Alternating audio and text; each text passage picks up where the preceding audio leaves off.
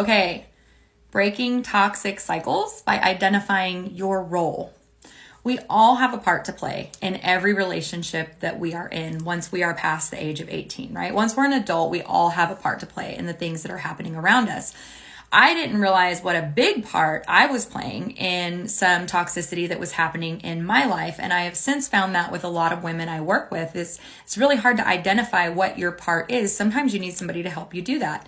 So I was in a situation that was very toxic, and it was phone conversations. Every time I talked to this person, it ended in an argument. It ended badly. It was a very toxic conversation every single time. And I could not figure out what my part was, because every single conversation always went bad. Didn't matter if it was via text. It didn't matter if it was via phone call. It always went sideways. So I reached out to a mentor, because as you guys know, I'm big on having a spotter, somebody outside the situation to give me some perspective. And I'm like, I can't figure out my part. All I'm doing is answering or responding. And she goes, that is your part. And I said, what? What do you mean that is my part? She goes, you're answering. She goes, how many phone calls have you answered from this person that end badly? And I said, every single one I can think of for a really long time. She goes, then that's your part. You're answering the phone. She goes, stop answering the phone and stop responding to the text messages. She goes, if you don't respond, there will be no argument. There will be no toxic cycle. You need a break and you need some perspective.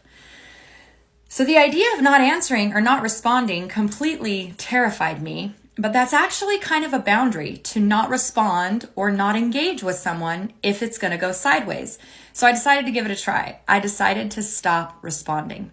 I stopped answering phone calls and I stopped answering text messages from this particular person for an amount of time.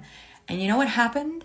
I gained clarity, I gained peace, and I gained some perspective. So I guess my question to you is, if you are involved in some type of toxic cycle and you just can't figure out what's happening, take a look at what your part is. Take a look at what you are contributing to that toxic cycle and do it different.